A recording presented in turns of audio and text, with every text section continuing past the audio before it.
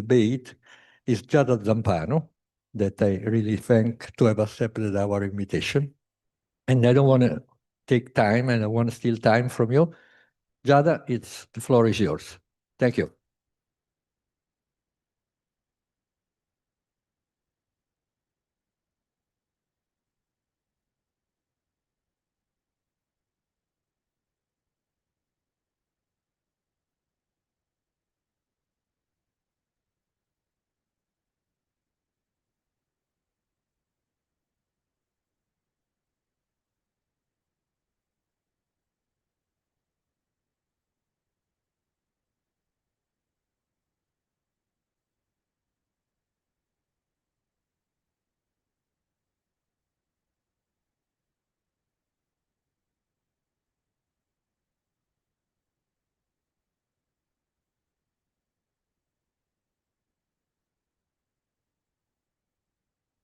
Thank you.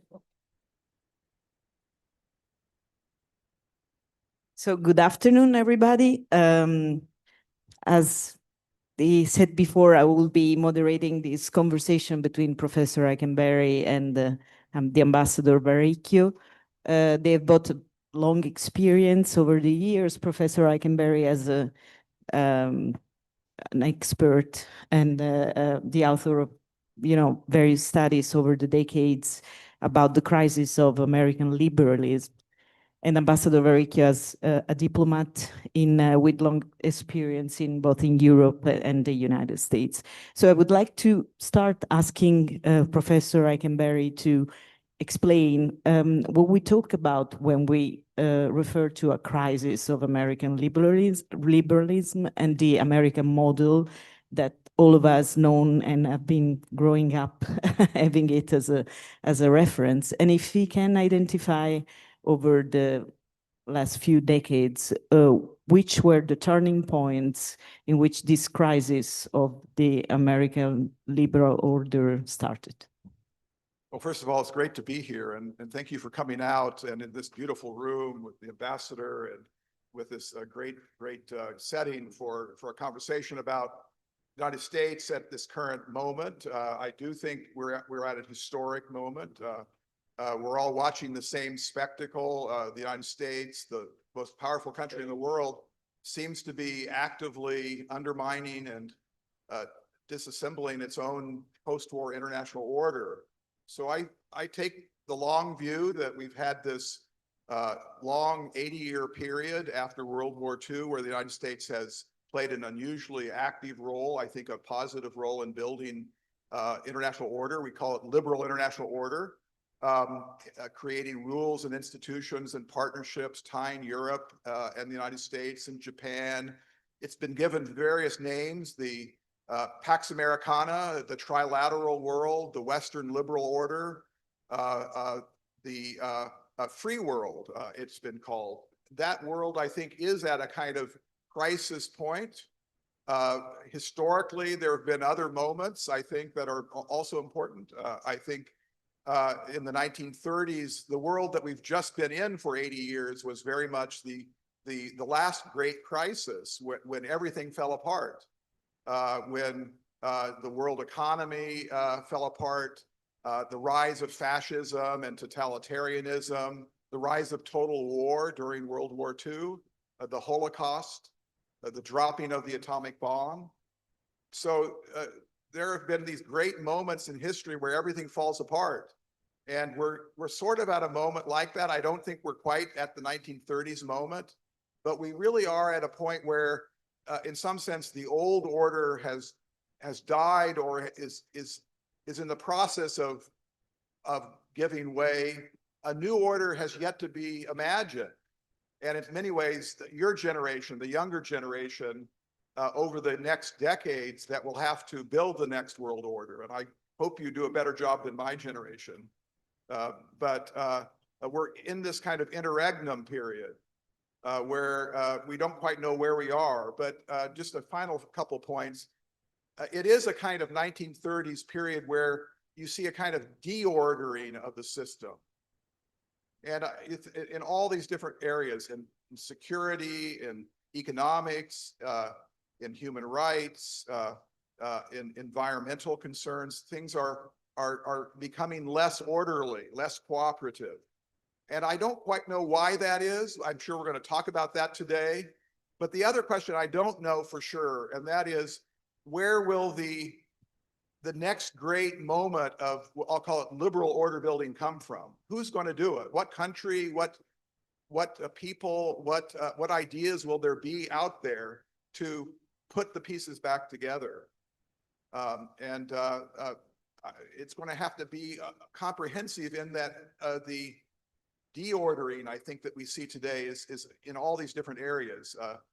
Think about what we thought was the most immutable principle of international order is enshrined in the UN Charter, that states would not use force to realign sovereign territorial borders. And here we have in Ukraine, one of the great powers, one of the UN Security permanent members, actively doing that.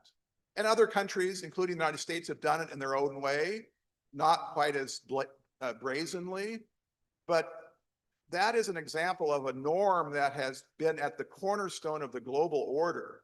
The United States has been, in some sense, proud of being an architect of that order, but here we see it all coming apart. And so I think we are at a kind of 80-year period. I'm going to try to, later today, try to be more optimistic, but I do think this is the moment when all the big issues about international order are on the table. I would like to ask now Ambassador Riga, what's his perception and point of view as an Italian European diplomat who has also been active in the United States in the past few years. So how do you think the relationship between the United States and Europe changed in the past few years? And if the transatlantic relationship is also at stake right now? Okay, thank you very much. Good afternoon, everybody. It's good to be back here after some time. I immediately accept the invitation. I love the very title of this panel discussion, Once Upon a Time. Giorgio Bartolomucci was recalling the title of a very famous movie, by the way, one of my favorite ones, Once Upon a Time in the West. And we do remember a great actress who just passed a few weeks ago. But Once Upon a Time is also the way we start our fairy tales. And I say that because it is important, in my opinion, not to be drawn into this sort of melancholic idea that there was a golden age when everything was going fine, nations were embracing each other, and now we are entering into a sort of unfortunate passage that eventually will lead to something else. As a diplomat, I have to be optimistic. Optimism is part of the job. If you're not an optimist, you're not interested in reaching out to other people, trying to understand what they think, speaking also to people, nations that do not necessarily share your views or ideas, your goals. But certainly, as the professor was stressing, I entirely agree, we have entered a transformative time, big changes. Certainly, history never repeats itself, but as Mark Twain was credited to saying, it rhymes. We could have some, memories of previous difficult moments, the 30s, but it's not by chance that President Mattarella of Italy just a few days ago recalled 1914. That was the moment when all of us, the so-called sleepwalkers, could not see what was going on. And we moved from the Belle Epoque, the time of extraordinary art production, big travels, real globalization, no borders. People were traveling the world much more than they do nowadays because they didn't have to show their passports. They were traveling in areas that now are precluded, where we cannot go. But then, out of the sudden, we found ourselves in the trenches where millions died, young people like you. So we have to learn from there, but also being able to look ahead. As a European, when we look at the US, it's like looking ourselves in a mirror. The liberal set of ideas is a sort of a set of ideas that were conceived in Europe in the 17th century, that were very much part of our own culture, taking from our past, from our tradition, from our roots, but then a group of people who decided to move away and to build something else, something different, escaping from religion wars, but also escaping from tyrants, from kings. They didn't want to be governed by a king. And they established something that was very new in those days, a republic, also recalling the traditional history of classic Greek republics. But as in Greece, even in that moment in America, republic was not for all. Not all the citizens, not the women, and certainly not people of different color, of different religion, of different history. So it is a process. Liberalism is a process. We see that no country can do on its own, even the strongest one, like United States of America. So the debate that we see in the US undergoing this day, that is not very different from the one that we are having in many of our European countries, by the way, reflects the domestic dynamic, the domestic debate, but also the fact that the world is changing around us, that we are dependent from outside, that there is a phenomenon that has entered our political debate, our political discourse, which is migration. Economy is changing. We are interdependent. We might pretend that we can decide to be sovereign, but no country is sovereign. If China stops exporting penicillin to the United States, in the US pharmacy, you will not have that drug.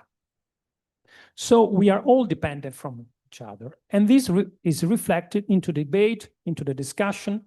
The model that was conceived by the founding fathers in the late 18th century has to be adjourned. Checks and balances were thought for that moment, but probably they do not reflect the dynamic of present changes. And by the way, we should not forget that now we are talking about America turning isolationist. But in his farewell address, George Washington warned his fellow citizens not to be entangled in European wars. So America was born and, in a way, created its own identity, tried to keep Europe a certain arm's length. So this is something that we should keep in mind these days when in Europe we debate the nature of our relationship with our most important, not just partner, but I stress, ally. Thank you very much. So I would like to go back to Professor Eichenberry, because I read one of your articles, the most recent ones, where you were discussing and describing a sort of like new order that has been emerging in the past few years, which is more of a tripolar order with the West on one side, like the United States and Europe, the East, like China and the other China allies, and the southern part of the world. Do you think this new order, which has emerged from the latest events, could be a proposal for the future, could replace the liberal order that we used to know? Yeah, that's a good question. I do think that we are at this point where the character of the next world order is very much up for grabs. I too, like the ambassador, am an optimist, and I do think that the liberal vision of international order is still one that in the long term has a future. I think the United States will ultimately come back to wanting to live in and help build a liberal international order defined as relatively open, relatively rules-based, relatively progressive in its social purposes. That is to say, we are in an order because we want to work with others to generate human betterment of one kind or another. More trade so that we can all grow faster and have higher living standards. More protections against pandemic disease. More agreement on how we make a green revolution so that we live in a more sustainable world. A world without nuclear weapons. I go to Hiroshima every summer. It's like a task that never accomplishes its goal to try to promote disarmament and arms control. These are all things that an international order has to grapple with. And the next international order will be either better or worse depending on how it is configured to solve global problems. And my contention is the only type of international order that is functional for the problems of the 21st century is a liberal international order. And the problem is that not everybody agrees with that. There are other agendas, and I do consider a second type of international order that's out there. I call it an illiberal order tied to China, Russia, North Korea, Iran. It's definitely an order aimed at replacing, subverting, recreating order that leads us out of a world of freedom and open rule-based order. And then the third area, the third grouping that will have agency and voice in determining the next world order is what we all know as the global South. So we have the global West, which despite Trump is a historic political formation that, as the ambassador said, can be rooted back in the liberal enlightenment of the 17th and 18th century, the age of democratic revolutions, the French and the American revolutions, and the 200 years that followed that of building liberal democracies and more functional international order. That is the global West, and there are lots of people outside the historic West that want to be part of that. And know that if you are going to have a cooperative world order, you start with the kind of DNA, the DNA that comes out of that 250-year ascendancy of the liberal project in all of its manifestations. So a struggle for the world between East, West, and South, you might say. I don't know the short-term story. And I don't even know the short-term story of how the United States will find its way back to being part of, ideally help lead the global West and the liberal agenda. But I want to say one more thing about the United States, because I got here yesterday. I'm very much, I'm in America. I'm living the moment in all of its confusion. And what you see in the United States is really a battle for the soul of America. I know this is what President Biden called it. President Obama said there are two Americas, and we're trying to figure out which one is going to triumph. The one America is the America that is very idealistic. It's the America of the preamble of the Constitution, Lincoln's Gettysburg Address, Roosevelt's Four Freedoms. It's the regime principles that of equality, of liberty, of restraint on government, and equal opportunity. And those principles from the beginning never were realized. The United States has been hypocritical from its founding moment. We didn't make slavery illegal in the American founding. It was the American original sin. But that was the point, creating a regime with principles that were more lofty than the reality that lives within that regime with those principles. You set up the struggle to close the gap between your ideals, a more equal, opportunistic society, and the reality, which is much less of that sort of world. And then therein lies the struggle. And I think that that's the struggle we're in. And that America versus an America that has always been there, the I call it the alt America, which has been, John Adams called it the slaveocracy. It was the Southern Confederacy, the Jim Crow laws, the view that only white Christian male people can vote and be true citizens. So that's the other America. And we've been fighting that America for 250 years, and we're winning, I think, in the long term. And Trump is in many ways a kind of another attempt to stop the train, so to speak, of this other America that I've been describing. And I think that when you ask about the future of both the United States, Thomas Paine, the cause of America is the cause of all mankind. Those principles are global principles. The question will be which of those visions of an open society are more viable. And I do think the liberal vision with the principles more fully realized is the future. I'm going to bet on that. And I'll even bet my money on that. So if you want to take the bet, we'll try that. But it's a long struggle. Yeah, we have some people who are more pessimistic. So not a lot of money, just a little. So anyway, get a sense of where I'm. So the struggle is ongoing. It's still ongoing. And I wanted to ask the ambassador, do you see the same kind of struggle between two different and opposite models in Europe too? Do you think one of them is prevailing?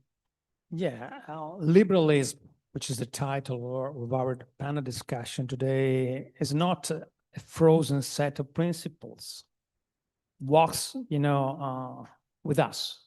So it does reflect the dynamic of a living body with all its flaws, with all these problems. But as Europeans, we are older. So elderly are supposed to be wiser. Professor was right in recalling not necessarily the brightest moment in American history, but as Europeans, we do know our history. We do not forget what we have behind our shoulders. We know where we come from, and we are supposed to learn from our tragic mistakes. So I think that there is a dynamic going on in Europe. I personally am a strong believer in the European Union. Europe, as a sort of institutional arrangement, was born out of a tragic failure. The tragic two civil wars that we fought in Europe. The First World War and the Second were but two real civil wars when we really fought each other. Learning from that tragic failure, we decided no more. And we set aside our differences and we try to move on with the idea that memory should be preserved, cultivated, cherished. If there is something that I admire very much of the country where I last served, Germany, is the way Germany preserves memory. You should not forget. You have to recall and remember every single day. This is the best way to look ahead, trying to have this reconciliation on the East and on the West. So with Poland and with France, but with all the others. And this also reflects on the debate we are having these days about the tragedy going on in the Middle East, for example. As Europeans, we have an obligation, a duty. We know that we are not passive bystanders. So I think that we are living this sort of debate. Frankly, I do not see Europe turning its back on America. Europe cannot be just the edge of an Euro-Asian peninsula where necessarily you have the two largest mainland countries, Russia and China, being the pivot. That would be the end of Europe. And the end of Europe would be bad, not just for us, the citizens of the different nations of Europe, although, as we say in our European jargon, forgive myself, but I've been living many years in Brussels, so I also was a Eurocrat. So I know the jargon. We say the member states of this amazing constitution of free nations, which is Europe. But this would be bad for the world, because we should never forget that all around in this global South, so many people are looking at us, of what we've been able to achieve in terms of raising education, in terms of giving opportunities, reducing differences, ensuring something that as Europeans we should be enormously proud of, which is universal health coverage, which we only have in Europe. And this is why so many countries, so many people around the world are looking at us. So what we are fighting this day is a battle, not just for ourselves, but for the future. And I think that there are flaws. The present political discourse is confronted with the reality when we have the raising of populist forces on the two extremes of the aisle, on the right and on the left. We suffer from what we call these days the alternative truth. But if we are able to try to stick to facts, to reality, to learn from real facts, and this is particularly important for you young people, knowing that you are the possible target of those who want to feed you with information which is not based on facts. And you have to be aware of that. So this is why your awareness is so important, because you are the ones who have to speak their mind, but learning from what is really happening these days, and not from what others, those who want to poison your minds, want you to believe. You are perfectly free to make up your mind, to decide, because you are free citizens and you have an enormous power, much greater than even people my generation had, because you have access to an incredible source, a treasure of information. It's like entering a cave where you have a treasure. But that information has to be genuine, true, duly verified, so you have a great responsibility, because we need you. We really need you. And when you speak up your mind, even when you are marching in the street, I think this is good for democracy, and we should not be afraid of that. Thank you very much. Actually, I would jump on what you said about information and the struggle that we battle every day with fake news. I mean, being a journalist for international media, I am currently working for the Associated Press.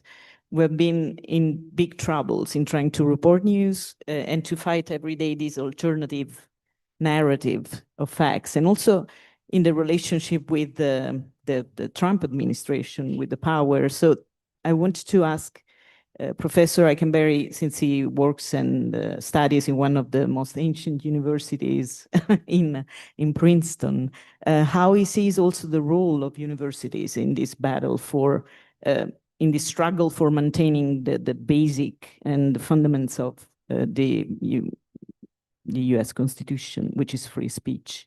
Yeah, universities. I come from one that is very much in the middle of this current period of struggle with the Trump administration. Princeton University, we've had money withheld, federal research grants.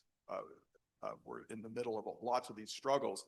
Our president, Christopher Eisgruber, is a constitutional lawyer, and he's just written a book about the importance of the universities as a place where the light, the flicker or the flame of veritas, the flame of reason and truth, and the earnest search for what is real in the world, and the primacy of knowledge and learning and passing what you know on to the next generation who can take that learning and make more of it.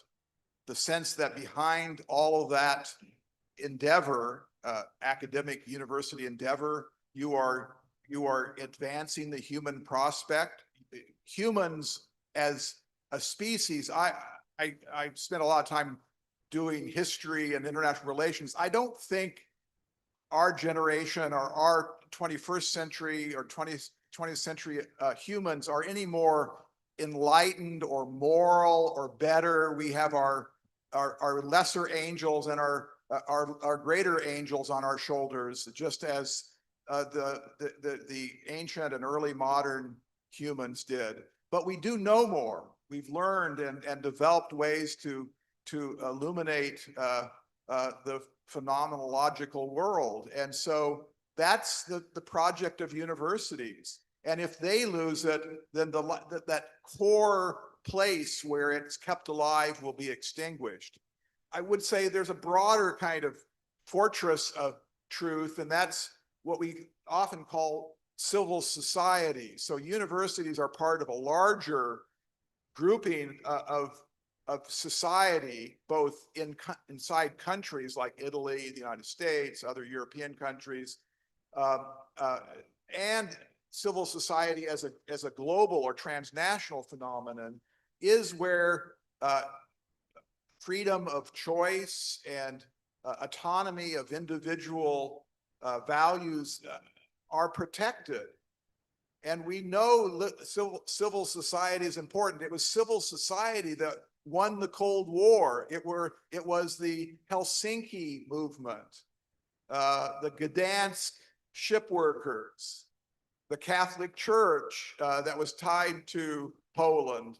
It was 1,000 different people and organizations that basically said we can't live under systems of tyranny. And so civil society is very precious, and you always have to resist states that try to take civil society and strangle it. The definition of a liberal society is a civil society outside the reach of a predatory state. And when you have leaders that try to abolish NGOs or churches or universities or dictate what universities teach, that is the state attempting to damage and undermine civil society, which, as I come back to my theme, is the seed corn, is the thing that you want to have at the end of the 21st century available to your grandchildren and your great-grandchildren, because that will give them the knowledge, the choice, the autonomy from powerful actors to speak truth, to who am I, where do I want to go, what kind of world do I want to live in?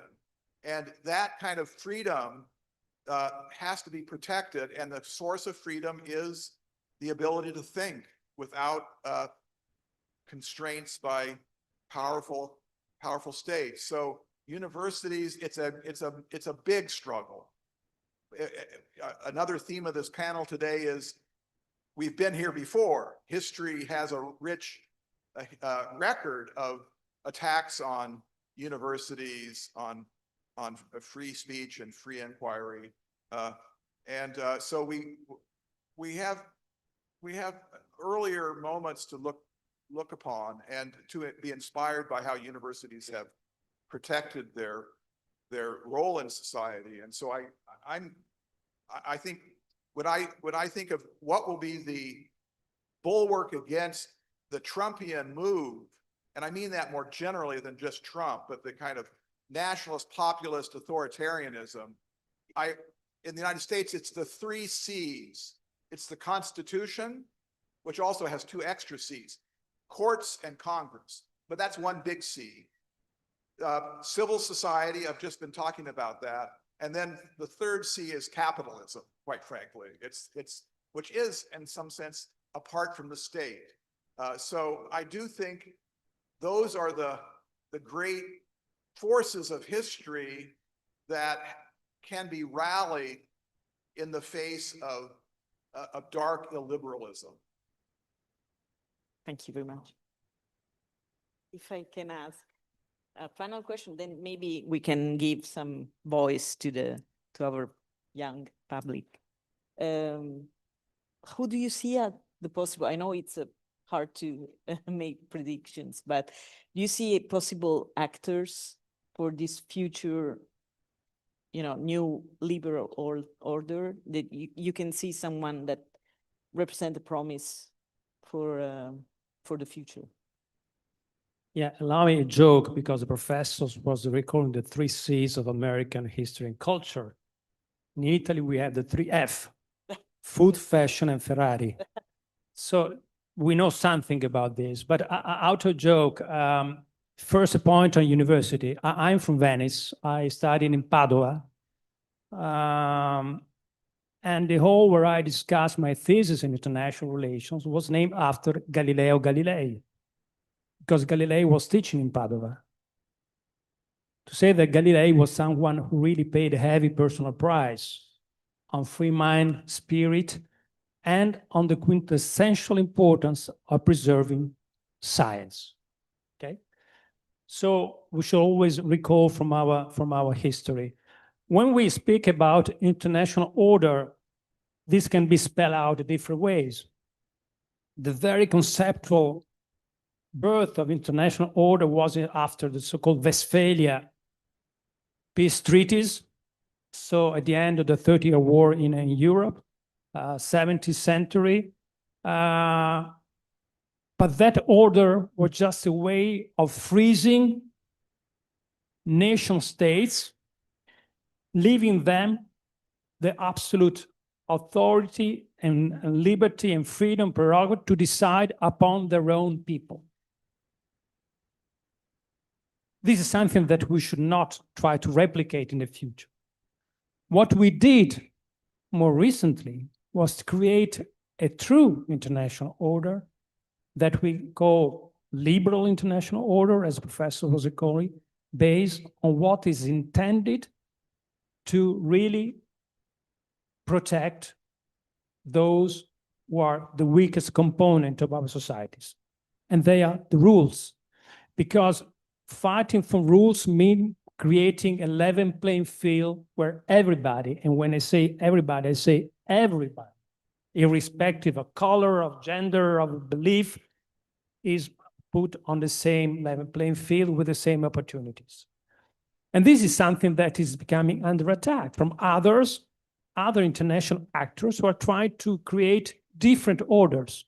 We saw recently this moment that created a debate amongst the international community, the meeting of the Shanghai Cooperation Organization hosted in China, the SCO. But what is the nature of that order? What is binding them together? Is it an alliance? Is it shared values? No, simply interest, so that nobody can look into others' internal domestic affairs. And we want to refuse that moment, because we tend to believe that we are all citizens of the same world. Whatever happens somewhere else is affecting us.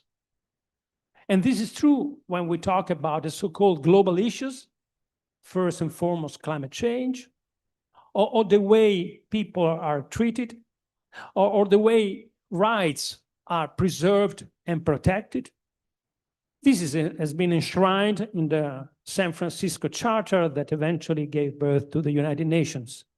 There's a big debate that is going on the ultimate crisis of multilateralism. By the way, President Mattarella referred to that yesterday visiting FAO, celebrating its 80 years anniversary. Multilateralism is based on rights, on rules, on the fact that we abide by the same rules that we have given us, that we cherish and we respect. This is something that someone these days is putting under criticism, because there are those who say, no, those rules have been created by the West. In a moment when a bunch of powerful European and American societies had the full power, and they imposed those rules upon us. this is the talking of many nations now in the global south. Or you have, nations like which are difficult to label these days, like China, India, or even Russia. Those who want to reshape the world. We don't want to consider those rules as a frozen set of ideas. We are open to change. The world has to adjust. It's a living body. You cannot simply take a picture of 1945 and claiming that was the reality for centuries ahead. There has to be a change. There has to be an adaptation. You have new realities. You have new countries. You have now a new reality in my world, which is the world of so-called non-state entities, which are playing a very important role, being the large corporations or being an immaterial one like AI. So we have to adjust, we have to change, but there is something that we should fight for preserving. And this is the fact that we want to preserve individual rights, and also the fact that no country has the prerogative to impose upon its own people this heavy hammer, imposing rules, violence, or neglecting rights. What is happening in Iran, particularly to women in Iran, should not be forgotten. It's not just the topic of a single day and then we move on. No, we want to talk to Iran. I'm not one of those diplomats who say we should not talk to Iran because they are part of what was called the axis of evil, as someone has said in the past. The contrary, we want to talk to everybody. But talking is the opportunity to stress every single time what we consider important. Because what is happening there is affecting us, is important for us.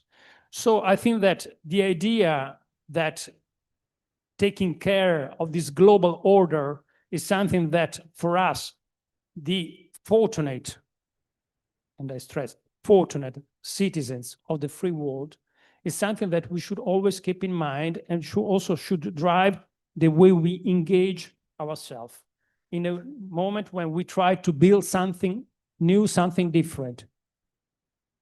The so-called liberal international order certainly is undergoing a big change, but what comes next should not set aside and leave aside those principles that we cherish so important. Thank you very much. I would like to ask if you have questions so we can, if you can, clarify if you want to ask the professor or the ambassador or both of them. Thank you very much for your speeches. So my question was basically, okay, so now with Trump's elections in the US, can we say that it's sort of a last desperate attempt of the US to be, I don't know, be seen and great again, kind of, because of the social media impact that President Trump has on worldwide?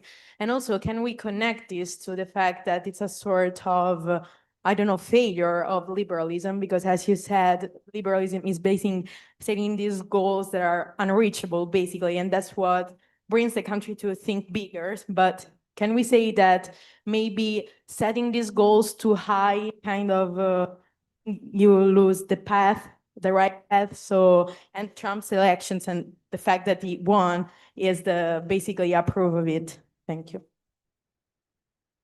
Would you like to collect a few, or just do one at a time?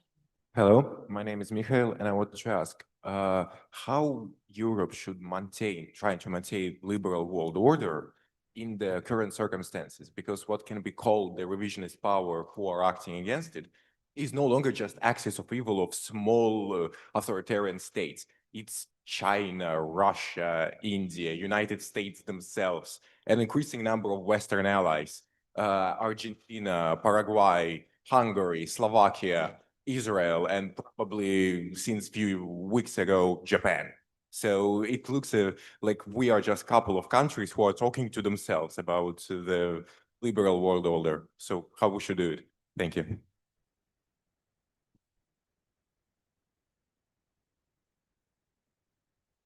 Hello, I'm Alicia. I'm from Italy. I wanted to thank you for your speeches. They were really inspiring.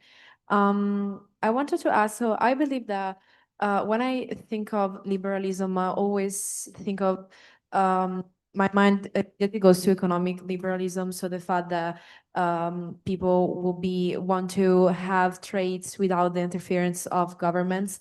And I don't know if it's a right, but I immediately made a connection between liberalism and polarization, because I see that when there is more polarization in a country, then liberalism kind of doesn't go really well with polarization, because we have seen, for example, with Trump, we know that the Republicans are very much for a liberal economy, but having a really far right government, liberalism kind of like doesn't really go along with polarization. So I wanted to ask, one, if this connection between liberalism and more polarization is correct, and two, if polarization can actually be reversed. We've been talking about liberalism, about polarization for a long time, particularly with social media. Polarization has increased drastically. So do you think that polarization actually will be reversed, could be reversed, or the polarization would just continue nonstop? Thank you. Maybe just the first three. Okay. Then we can take it. Those are great questions. Very, very, very good. And so I'll maybe let's start with the first and the third, and maybe the ambassador could do the second or all of them. But on polarization and liberalism, I think there is a huge tension there, because polarization is driving political parties, including in the United States, to see each other as not just rivals, but as enemies. And that when you capture the state, you are put in a position to try to undermine and extinguish the other parties, to weaken them, so that those parties cannot come into office and try to do the same for you. The secret of a liberal order is that liberalism ultimately is a commitment to constitutional limited state government. It is a commitment to the rule of law, to doing things within a kind of framework where there are maybe winners or losers, but nobody wins everything or loses everything. It's a procedural, a kind of a compromise that we will do things in a certain way, and those who don't win in this round may win in the next round. So if your political party is out of office, you become what we call the loyal opposition. You contest, you hold hearings to put the other party in front of the public for accountability. But there's always a sense that winning is limited, and therefore losing is limited. And when polarization takes this extreme form as it does now, that basic logic of liberalism is thrown out the window. I don't know how we get out of polarization, except in some sense to see the failure of those polarized parties in office that can't deliver on their promises. And I think that will be the end of Trumpism, because there will be nothing at the end of the day that people can say, this made my life better. Nothing. So that is, in some sense, the hope that our theory of politics works, that those who do things that help people actually get votes, and those that don't get votes. I hate to say it, but that's the theory of modernity. That's why we're here in a better state than, say, 100 years ago. So that logic hopefully is not gone. And that is really the question about Trump and what is Trump as a movement? I think it's a reactionary movement, not a positive agenda. It's a tear it down, a grievance agenda. not that there aren't things to be aggrieved about. There has been a lot of failure and failure of liberalism to deliver. So there's no question that all parties in this mess have to look in the mirror and figure out what you did wrong. But the idea that Trump's MAGA, Make America Great Again, I mean, that's the kind of a George Orwellian kind of phrase. It's like everything that Trump says interpreted as the opposite. The idea that you insult your allies and turn them into provincial clients, that you extract extortion for protection in an alliance system, the fact that you engage in kind of tariff wars without a logic of what you're doing, except making everybody less off, and then on and on and on. So my own hypothesis, if everybody who makes an argument about the world is ultimately making, this is a political science point, a counterfactual. That is to say, if this factor were not present, the world would be different. So I'm making the argument that Trump in office for 4 years will make the United States weaker, poorer, more lonely, and less secure.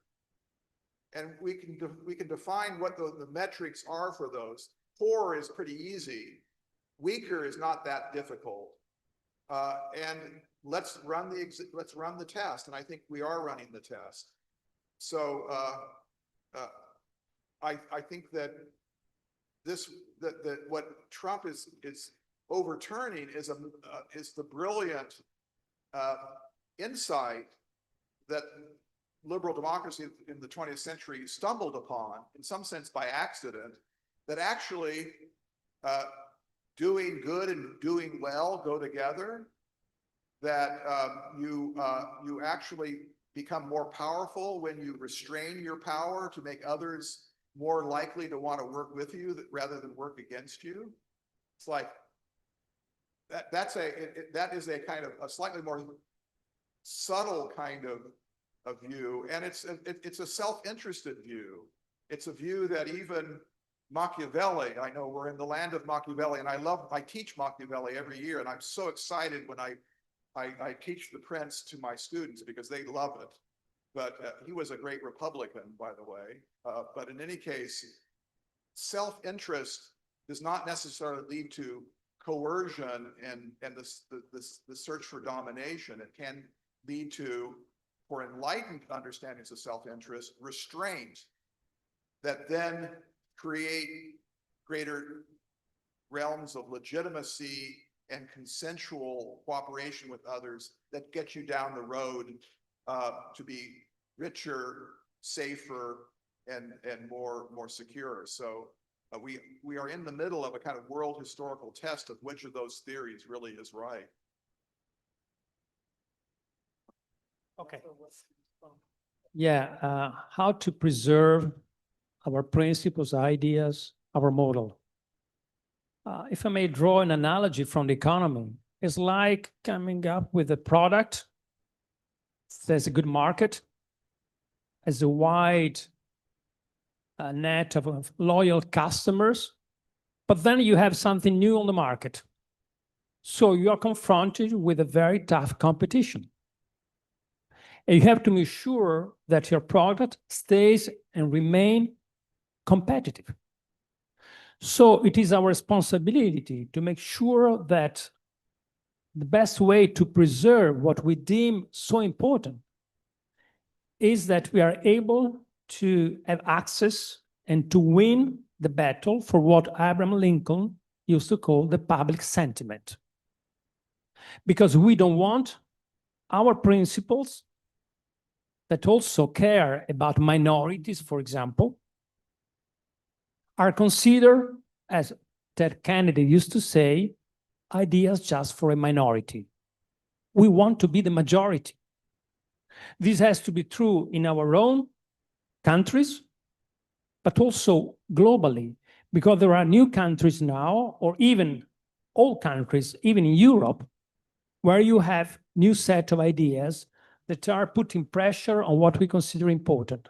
So you have to adjust, you have to make sure that your ideas, your principles are able to talk to everybody, not just to a limited set of people who share their views, because otherwise you lose, and you lose public sentiment, and in the end, you lose elections.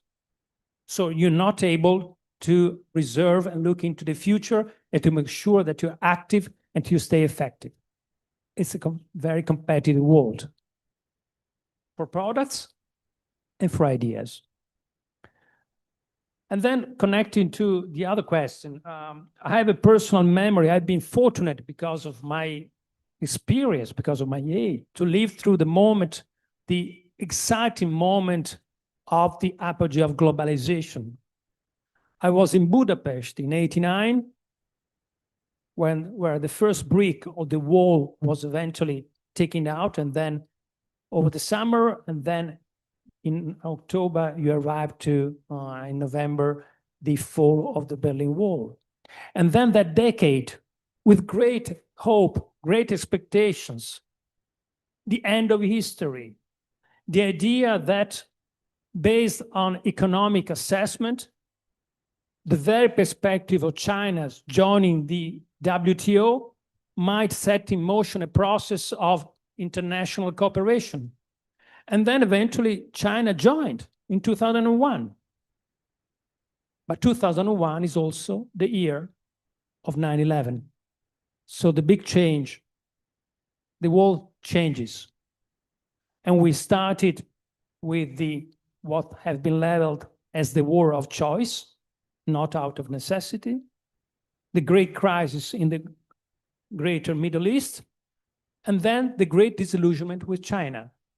Because there is a way to be economically effective, having a tremendous growth in GDP without freedom, without liberty, without spreading human rights, but creating what is now considered a society where everybody is under control.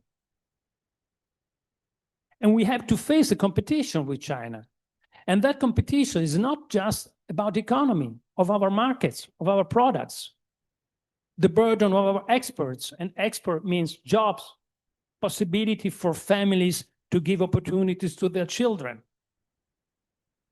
But also is a competition about ideas, because that model is considered for many countries around the world, maybe it works. Why should we follow the European model? When we finance infrastructure projects in Africa, for example, as Europeans, we ask the recipient countries to abide by a set of principles. We want workers to be protected. We want the environment to be protected. We don't want corruption. So many African countries say, you are putting a heavy burden upon us. If we turn to China, they simply write a check, they turn them back, and they couldn't care less about the health of our workers, if we destroy our environment. So maybe it's easier, more effective to follow the Chinese path. You Europeans, frankly, you are bureaucratic. You are dictating upon us your set of ideas. We don't want to follow you. And we say, no. We do that because we cherish about the future of your people.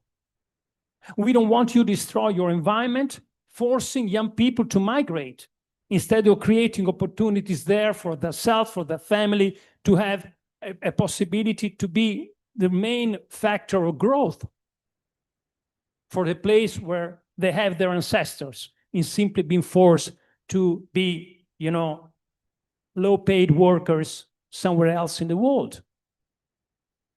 This is what we consider as Europeans, and also our American friends, important. So competition is tough. But we should not be shy. We should fight for that domestically and internationally for two reasons. First, because we care about who we are and we care about our soul. But also second, because we want to stay competitive. Because if you are not competitive in this world, you lose. And if you lose, you have no choice but to be, instead of an actor, someone who has to follow what others decide for you.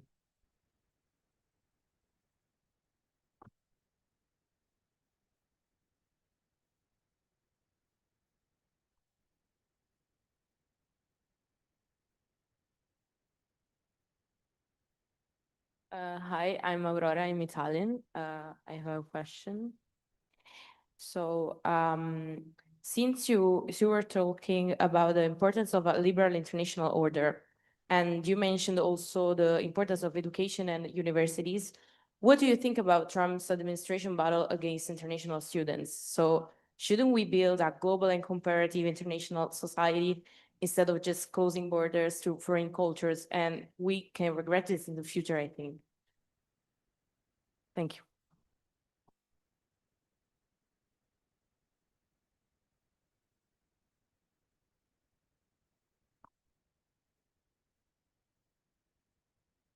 Can I go? Okay. Hello, I'm Elisa. Thank you for your speech. I wanted to ask, to what extent can we still consider the Second Amendment of the US Constitution as a protection of freedom? And if it can be considered as obsolete, and if we can think about the US politics to make some changes about it in the future, or if it's too much rooted, in your opinion, in the US society to ever be abandoned in the future. Thank you. And if it's okay, I'd like to ask a question as well. I wanted to ask, since Washington was brought up, about his warning against the two-party system. And so if you think that in the near future, there will be a rise in any independent parties, as I've seen push for that, especially with the Democratic Party's support of Israel in the fight against Gaza. And so I just wanted to ask if you see maybe a rise of the independent parties, since the Liberal Democratic Party has had a bit of a failure recently. And then my other question was about if you have any potential predictions for the 2028 elections, as I am from the US and I have my own predictions, but I was curious if you think there's any potential of a liberal win or an independent win, and if it would be possible, if that happens, to recover from the Trump presidency. And you brought up how Trump is making all of America weaker, poor, lonely, and less secure. I was wondering if it's possible to get over that, and how long it would take to recover from that, and if it would be necessary to go back to those essential American principles and values and concretize them to make that possible. Thank you. These are great questions. Wow. Well, all those questions are great, and the ambassador will have his own view. Would you like to do the Second Amendment question? That's a tough one. I do think I don't see it ever going anywhere. It is kind of a, yeah. Okay. So we on kind of the Democrats in opposition and the chances for recovery. I do think that there will be an election in 2028. Actually, next November, there'll be what we call off-year or midterm elections, and the House of Representatives, every seat is up for a vote. Typically in those elections, even if it weren't Trump in the office, if it were just a more normal president, the opposition party would pick up any seats in the House. And so it's likely that the Democrats will retake the House a year from now. That will at least open up some of the Madisonian checks and balances that were so important for the founders, the building of what Madison called a compound republic. precisely for this moment. They were dreading, and they knew this moment would come. And so having a House in opposition would help. You still don't have the Senate. It's not out of the question that the Democrats could take the Senate, but the electoral college system in the United States is very, very rightward leaning in its implications. So it's very hard. The Senate is going to be very hard to take. And unless you take the Senate, you can't get back the Supreme Court. And so there are lots of things with follow-on implications that come from these elections that are coming up. I think 2028, there's a very good chance the Democrat could win. If it's, you know, there's another generation out there. There are probably people we don't know about yet. At this time let's say 2006, we didn't even know about Barack Obama yet. I mean, he was an unknown, but very likable and promising candidate, senator from Illinois. But those kind of people coming out of states will have to happen. One great figure, the governor of Kentucky, Andy Beshear, that's the kind of Democrat who can win. Midwestern, he served in the Army, he speaks a kind of New Deal, average American kind of language. He's not seen as a Princeton professor. He's you know, a regular guy, and there are many others like him. So that kind of Democrat, after all, you know, Obama, Clinton were very much of that sort, so there, it's not, you can win a majority. It's the independents who will decide which way it goes. There will always be 38 to 40% for Trump, and probably 38 to 40% for his heir. Although I don't think Vance will generate as much support as Trump did, so I don't think there's an automatic successor that will do as well as Trump. And then add to that the next generation of Democrats, and there's a chance. On students, one of the great secrets to having a good society and a thriving society like the United States has had over the last 100 years is precisely the open door policy for students. And you're engaging in a catastrophic act of self-harm by closing the door or making the door harder to open. And so we at Princeton, we're very committed to keeping our student visas program going and all of that kind of thing. But more generally, keeping immigration open is very much part of the secret to success. The United States has won a lot of Nobel Prizes. Something like 46% of the American recipients of the Nobel Prize were born outside of the United States. So, you know, keep the doors open. I think that's very important.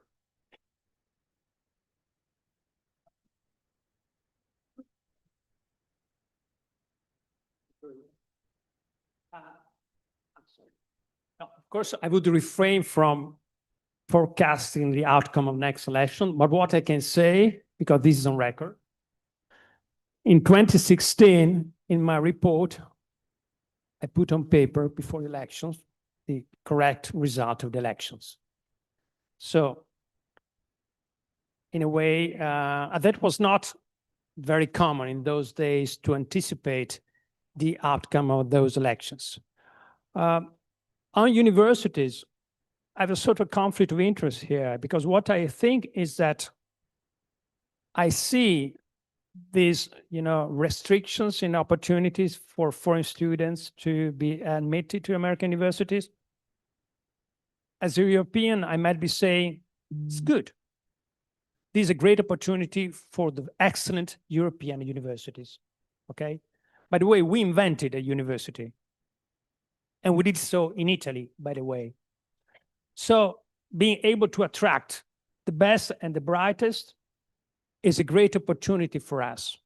And since someone was asking about what we should do to make sure that we preserve our rights, who we are, we preserve our idea of Europe, a good starting point is to be able to attract the best in our universities, okay?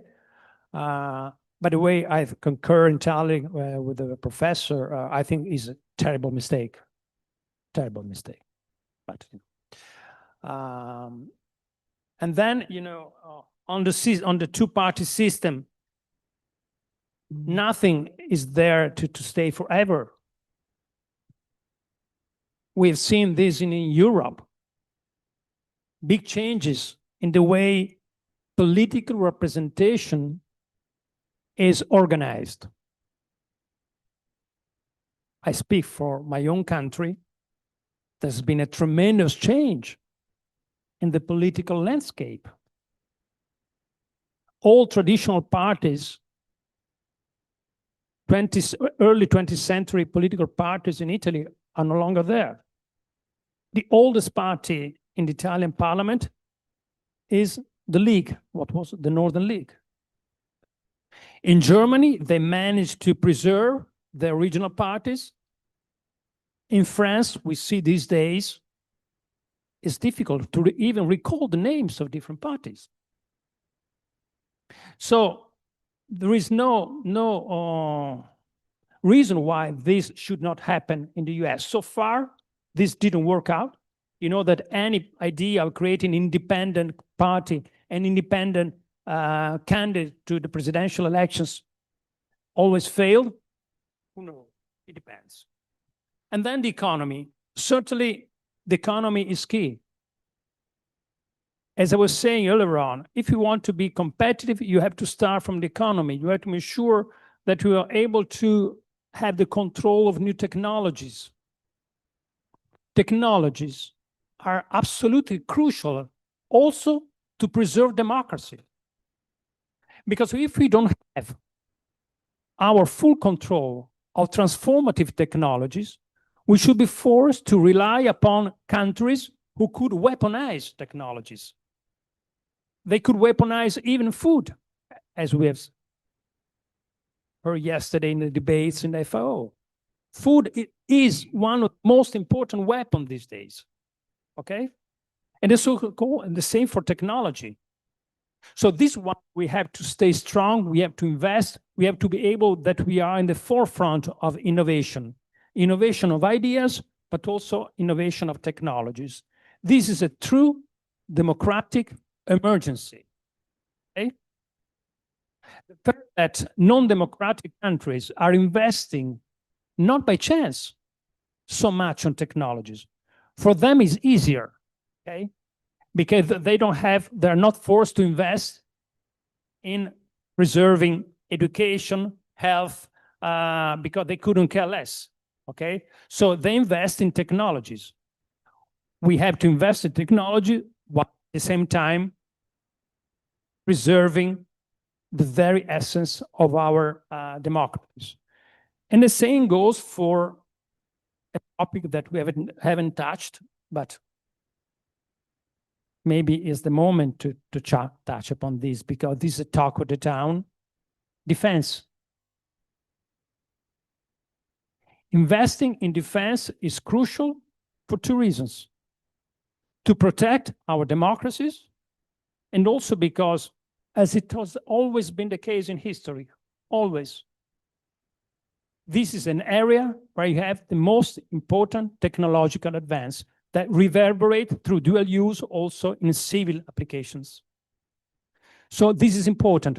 The task for democracies are very, very different, all important, but there is a point that I would like to make.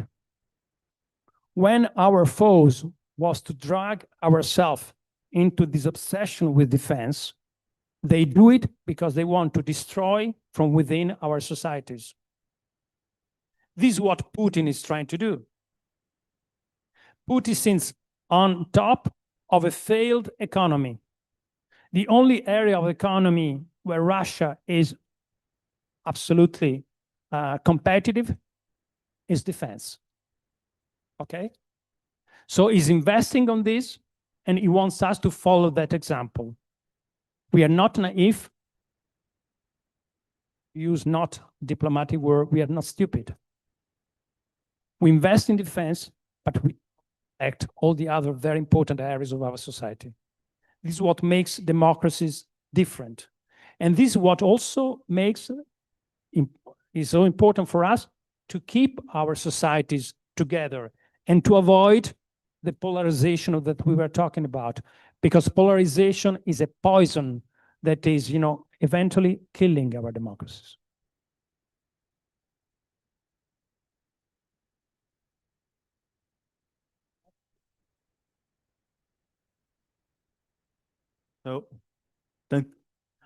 So if we look at the foreign policy of the liberal countries, most of the liberal countries respect the liberal principles inside of its territory. But if we look at the foreign policy, we always see that they never respect it. If we look for, and sometimes they use it as an excuse for, if we look at the example of the United States intervened in a lot of countries, especially World War. Even sometimes against the more liberal democracies, like in Iran in 1953 against Mohammed Mossadegh, who was a liberal in favor of the Shah of Iran. And that's what after that led to the Iranian Revolution of 1979. If we look at other examples of other countries, like France, for example, that had intervened too many times in Western African country against democracy in favor of military leaders that fulfill their interest in the region. Other countries like Belgium with Mobutu. Also, like if we are looking like in the current period, we can see that a lot of countries had liberal countries had supported the Egyptian General Sisi after his military coup against the first elected democratic president in Egyptian history.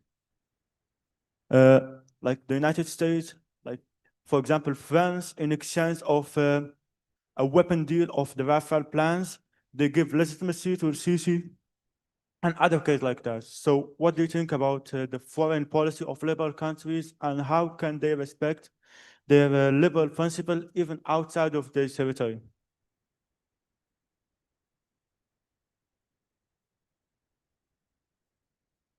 Hi, my name is Leonardo. I wanted to thank you first for your interesting speeches. And I have a few questions, but to begin with a quote by Pope Francis, who affirmed that we are rather than in an era of changes, we are in a change of era. And indeed, we defined that we are indeed in a transformative time. And I wanted to ask, how would you define it? As we said that we are living in the kind of collapse of multilateralism, and so how would you define like a non-polar or zero-polar world? But apart from the definition itself, I was interested in, since the theme of the Diplomacy Festival is the cost of principles, I wanted to know which, from your point of view, will be the costs of this new world order in the sense of sacrifices that we will have all to do, for example, sovereignty. You said that there are no actual sovereign states, that all states are interdependent, and which instead will be the principles of this new world order, like, for example, liberalism, democracy, or I would say hypocrisy, as we have been witnessing lately, considering that this new world order, you said, will be better or worse, depending on how we will deal with these new global emerging or already existing issues. Thank you.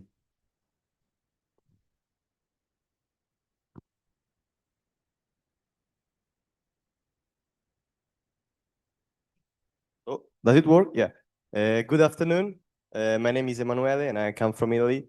And I wanted to ask, coming from a somewhat libertarian perspective, somewhat aligned with the values of the Libertarian Party in the United States, since you mentioned that the American Constitution is a bulwark against political tyranny, how we can say that, given that many things that have been done in the last 200 years by the American federal government are absolutely unconstitutional. For example, the Federal Reserve System and the federal income tax and the encroachment of the federal government over states' rights, or the creation of the CIA or the FBI. So isn't it rather, instead of a bulwark against tyranny, a tool of the ruling class, of the political class, the bureaucratic class, and the billionaires connected to government contracts, such as the weapon manufacturers class, a tool for to increase their power over the citizens and those who produce the economic goods that the government redistributes. Thank you. Probably. Yeah, that's probably the last one, or we have space for another question. How much time do we have? I think we should, yeah, we have to wrap up now, so. Should we each just have a few minutes? Okay, these are great questions, and on the first question on really it's about liberalism and empire. I have all the time for that question. I am very interested in that and write on that frequently. I think, liberal democracies have been on both sides of the story of the rise and fall of empire, the transition, which is the greatest transition in the modern era, from a world of empire to a world of nation states. And I'm happy to say that while Europe and the United States were, in the first instance, happily doing empire, liberal democracies did not invent empire and imperialism, but they conducted it in their own way, and often better than those that came before them. But they also were, each in their own way, critical for ushering empire off the world stage of history. And the United States in particular, World War II was a battle for whether the world after that war would be a world of empire and pan-regional states. Imperial Germany and Nazi Germany and Imperial Japan both had great visions of a world that would be broken into these imperial blocks. And it was really FDR, Roosevelt, even more than his arch imperial colleague in arms, Winston Churchill, who wanted to protect the British Empire, who made the grand strategic choices and couched the nature of the war in moral language and language that would set up the struggle that came after the war for building what I would consider the first post-imperial world order in world history. So I'll defend liberal democracies, in particular leaders of democracy at a particular time, as being the most consequential figures in eradicating, or at least greatly reducing, the presence of empire and imperialism in our world. So I'll plant my flag there for future battles with anybody who wants to talk about it. Where are we in terms of a transition? It was, I think, Lenin who said, or at least it's attributed to him, there are decades when nothing changes, and then there are days when decades change. And in some ways, that's kind of where we're at now. I think I would call it an interregnum between an old order that doesn't look like it's going to survive, at least in its formation, and what comes next, which we don't know. We've been debating what that will look like.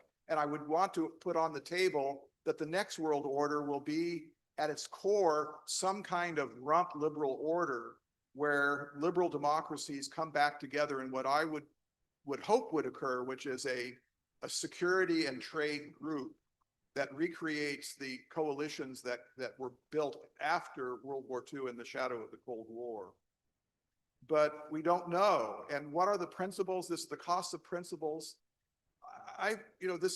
We've talked about this, that liberal democracies have regime principles that they cannot live up to.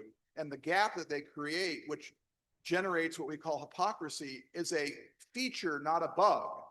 It's a feature, not a bug, of liberal democracies. You put yourself in an environment where you don't perform at the level you've promised to perform at, and therefore you set up the struggle to get closer. And so it was Samuel Huntington, not necessarily the most vibrant liberal, but nonetheless, he got it right when he said, America is not a lie, it's a disappointment. And because it's a disappointment, it's a hope. So I think that's the key thing that you want to set up, and the principles put you to task to raise your game and find the coalitions and the ideas that can get you closer to closing that gap. So I'll leave it at that.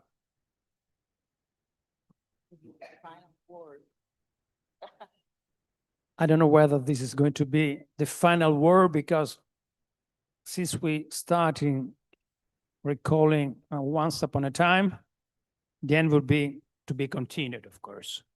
Nothing else. But starting with the first question,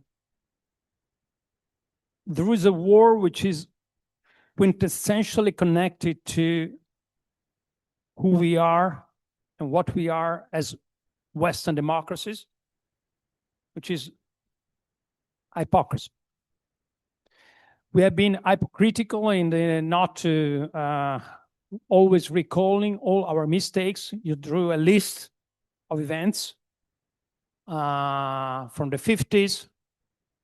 Against Mossadegh were more the Brits, I would say, than the Americans back in the days in 1953. But still, it's not that different. And then in Congo, Suez, Vietnam, Chile, we have a long list, okay? We don't forget, we know, democracies are certainly not perfect. Democracies have moved not just by ideas and principles, but to be true, to be honest, by interests. And interests sometimes have to live up with not necessarily the brightest moment in our history.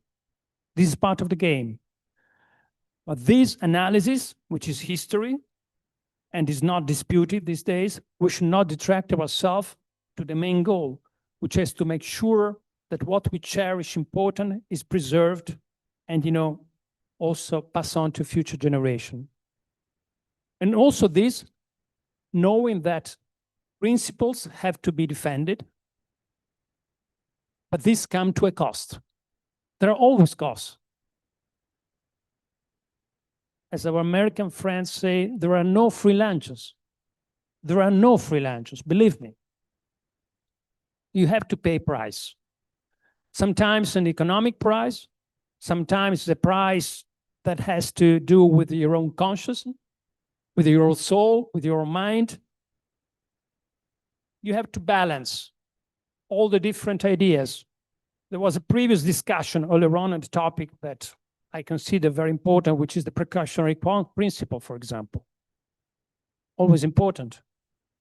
Just to try to limit as soon as possible the damages. There's not always, you know, flowers and cheering up. There are also difficult moments after the wars. By the way, we have been appalled these days by the tragic images of the 7 people killed by Hamas. But we know our history. We know what happened in Italy after April 25th, 1945. The killings, the executions. Wars always leave a chain of even personal vendettas, okay? The difference is that back in the days, back in 45, we didn't have CNN, we didn't have TikTok, we didn't see all on our screen. But believe me, it was not that different, okay? So it is a process. What really is important is that we have clear in our mind what we are fighting for and what we deem important. And certainly what we deem absolutely important is the idea that we want to preserve our democracies, our liberal ideas, and our right for anybody of you to speak his or her mind freely, without fear, without even the idea to be persecuted or killed. And believe me, this is something that is not happening in many parts of the world these days. So we have to really celebrate this great achievement of our societies.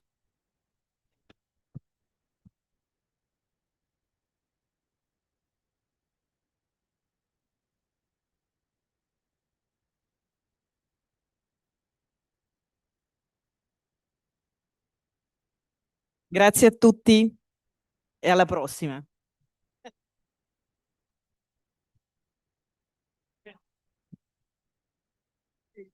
we complement each other. I think we're both.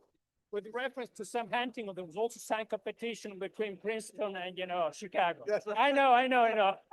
This is part of, part of the game. Thank you so much. Great.